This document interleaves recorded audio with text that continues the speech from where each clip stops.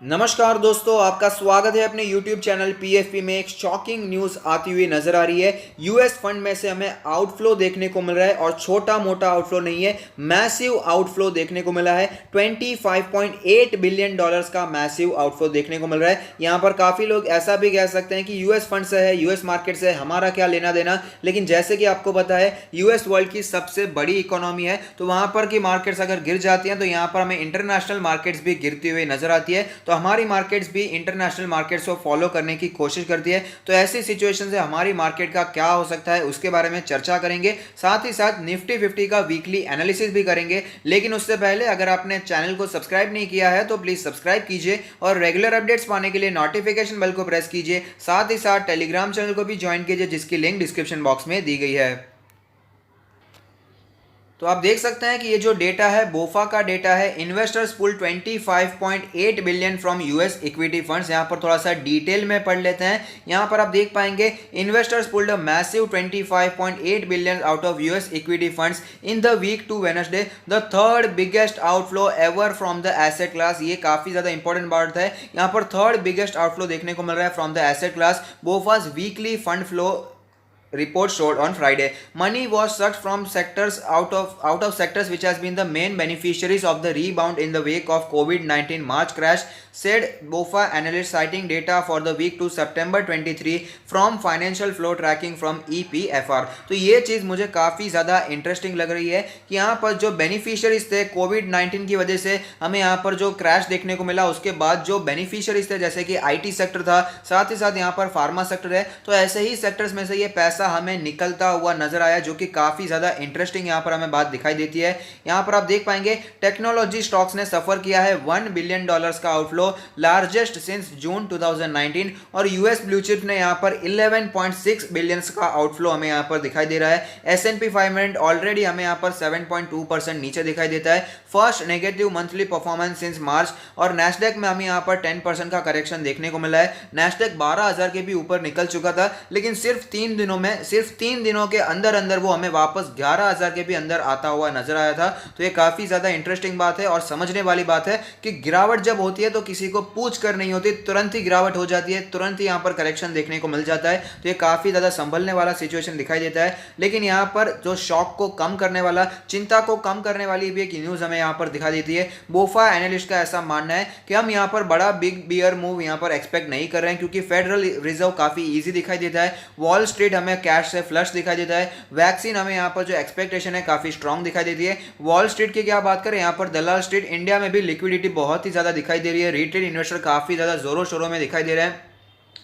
Federal reserve भी आपको काफी इजी दिखाई दे रहा है। इंडिया में तो हमें सेकंड स्टिमुलस पैकेज की बात आती हुई नजर आई है, जो कि मैं आपसे साथ शेयर भी कर चुका हूं। और यहां पर फेडरल रिजर्व भी यहां पर बात कर रही है कि सेकंड स्टिमुलस पैकेज आ सकता है, इसकी भी संभावनाएं दिखाई देती है। और वैक्सीन की एक्सपेक्टेशन स्ट्रांग दिखाई दे रही है। तो ये जो करेक्शन देखने को मिल सकता है सितंबर अक्टूबर में, वो टिपिकली एक हमें mid life crisis face of the investment year में से हम मान सकते हैं। और यहाँ पर हमें सिर्फ और सिर्फ इक्विटी में ही यहाँ पर हमें आउटफ्लो देखने को नहीं मिला है, लेकिन हाई यील्ड बॉन्ड फंड्स में से भी आउटफ्लो देखने को मिल रहा है। लार्जेस्ट आउटफ्लो सिंस मार्च, लूजिंग $5.4 बिलियन। तो आप समझ सकते हैं बड़ा आउटफ्लो यहाँ पर देखने को मिल रहा है। It was also the 12th straight week of inflows for emerging market debt funds, while bond funds are more broadly added $1.3 billion. तो ये इन्फॉर्मेशन काफी अच्छी लगी, जो कि मैं आपके साथ शेयर करना चाहता था। तो यहाँ पर निफ्टी 50 का वीकली एनालिसिस भी कर लेते हैं, वहां पर कैसी सिचुएशन बनी हुई है उसके बारे में भी बात कर लेते हैं।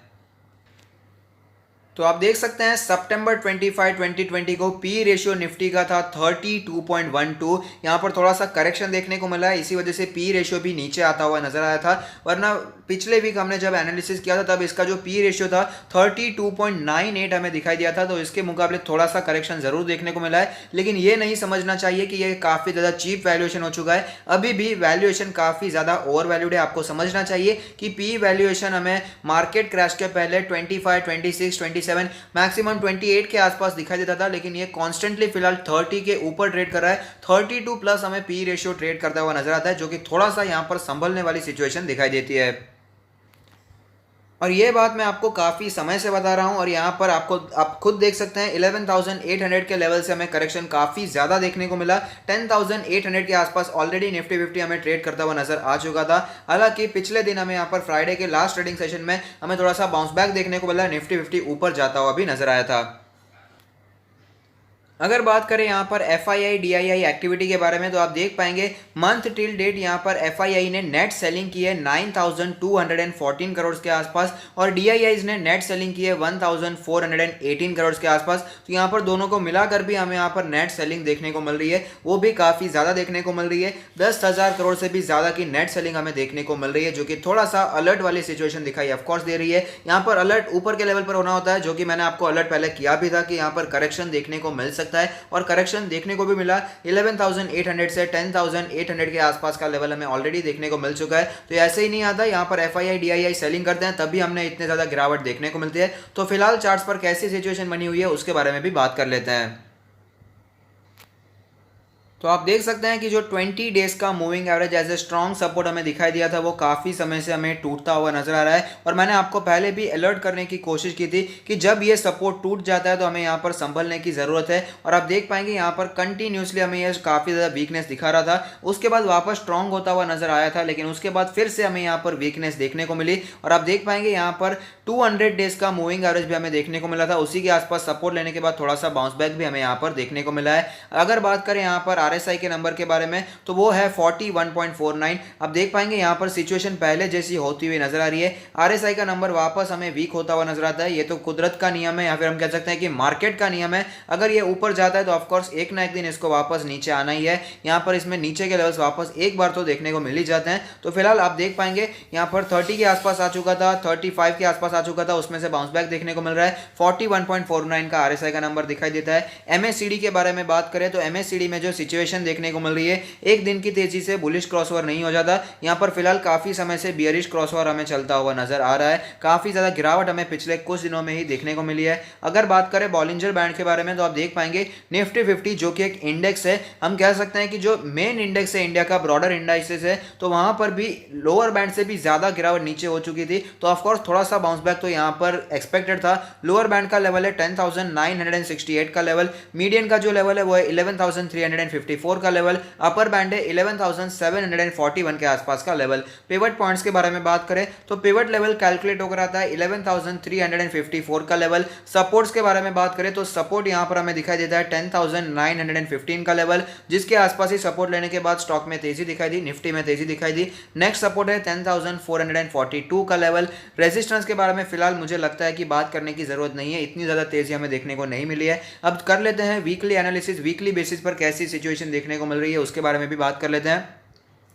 तो यहाँ पर आप देख पाएंगे हमें बियरिश एनगल्फिंग पैटर्न बनता हुआ नजर आया था, तब भी मैंने आपको यहाँ पर थोड़ा सा अलर्ट करने की कोशिश की थी कि आगे आने वाले समय में गिरावट देखने को मिल सकती है। और यहाँ पर आप देख पाएंगे उसके अगले जो दो कैंडल्स थे ज़्यादा स्ट्रॉन्ग दिखाई नहीं दिए थे, लेकिन ओवरऑल ठीक ठाक दिखाई दिए थे। लेकिन ये जो कैंडल हमें बनती हुई नजर आ रही है, काफ़ी ज़्यादा बियरिश संकेत हमें दिखाई देते हैं। आप देख पाएंगे ओपनिंग हुई, उसके बाद हमें थोड़ा सा ऊपर हमें जाता हुआ नजर आया था, लेकिन उसके बाद गिरावट ही देखने को मिली और हमें कल के दिन थोड़ा सा बाउंस बैक देखने को मिला। इसके कारण हमें तेजी देखने को मिल रही थी। और आप देख पाएंगे 11,050 के आसपास क्लोजिंग भी देखने को मिल रही है। इंपॉर्टेंट सपोर्ट है, आप देख पाएंगे कि 20 वीक्स का ईएमए और 50 वीक्स का ईएमए इसी के आसपास बनकर आता था, तो वहां पर निफ्टी 50 ने एक बार सपोर्ट लेने की कोशिश की है। साथ ही साथ 100 वीक्स का मूविंग एवरेज भी इसी के आसपास बनकर आता था, तो यहां पर सपोर्ट लेने की पूरी कोशिश यहां पर निफ्टी 50 ने जरूर की है। अगर बात करें यहां पर मंथली चार्ट्स के बारे में, तो अभी फिलहाल सितंबर खत्म नहीं हुआ है, अभी 2-4 दिन बाकी है ट्रेडिंग सेशंस, लेकिन फिर भी अगर बात करें तो आप देख पाएंगे मार्च के बाद इस कैंडल हमें लग रहा है कि यहां पर गिरावट काफी ज्यादा हुई है।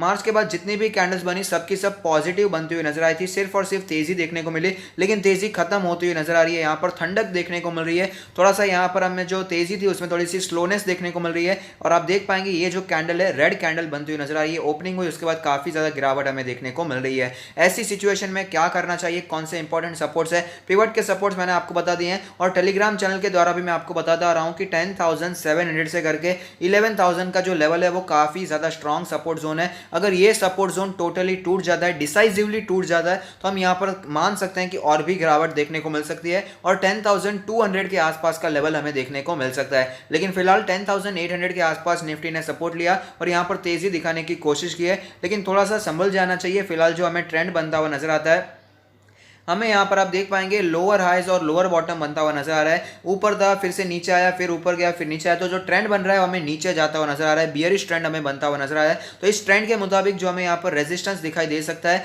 तो रेजिस्टेंस का लेवल है 11,200 के आसपास का रेजिस्टेंस, क्योंकि जो लेवल पहले एज ए सपोर्ट हमें दिखाई देता है वही लेवल एज ए हमें बाद में रेजिस्टेंस देखना पड़ता है। 50 डेज का ईएमए और 20 डेज का ईएमए ये स्ट्रॉन्ग रेजिस्टेंस की तरह हमें यहाँ पर दिखाई देने वाले हैं। 50 डेज का ईएमए है 11,170 का लेवल, और अगर बात करें 20 डेज के ईएमए के बारे में तो वो है 11,289 का लेवल। तो हम मान सकते हैं कि 11,200 से 11,300 का जो ओवरऑल लेवल है वो एज ए स्ट्रॉन्ग रेजिस्टेंस हमें फेस करना पड़ सकता है। उसके बाद वापस हमें मार्केट नीचे आता हुआ नजर आ सकता है। तो जब तक यहाँ पर मार्केट 11,300 के ऊपर नॉर्मली ट्रेड करना शुरू नहीं कर देता तब तक हम कह सकते हैं कि थोड़ी सी वीकनेस निफ्टी 50 में दिखाई दे रही है। तो ऐसी सिचुएशन में अगर मार्केट ऊपर जाता है, स्टॉक मार्केट ऊपर दिखाई देता है, तो यहाँ पर एज अ अपॉर्चुनिटी लेना है और आपको फंडामेंटली वीक शेयर्स को निकालना चाहिए। और ऐसा नहीं है कि गिरावट के बाद मैं आपको बता रहा हूं, पहले भी आपको बता रहा हूं कि इतनी तेजी देखने को मिल रही है, लिक्विडिटी का मेन रीजन है। जो तेजी देखने को मिल रही है उसके पीछे मेन रीजन लिक्विडिटी है। तो लिक्विडिटी के दम पर जो स्टॉक्स चल रहे हैं, फंडामेंटली वीक है फिर भी चल रहे हैं, तो वहां पर निकाल देंगे तो ही बेहतर रहेगा। लेकिन लास्ट डिसीजन तो हमेशा आपका ही रहने वाला है। अच्छे स्टॉक्स में है तो लॉन्ग टर्म के लिए बने रहिए, और अच्छे स्टॉक्स में आपको बाइंग लेवल्स भी बताता रहूंगा। और साथ ही साथ अगर आप अपना पोर्टफोलियो हमसे रिव्यू करवाना चाहते हैं तो उसका लिंक भी हमने डिस्क्रिप्शन बॉक्स में दे दिया है। तो अगर आपको ये वीडियो पसंद आता है तो लाइक कीजिए, शेयर कीजिए, कमेंट कीजिए, सब्सक्राइब कीजिए और मुझे मोटिवेट कीजिए। Thank you, stay happy, happy investing.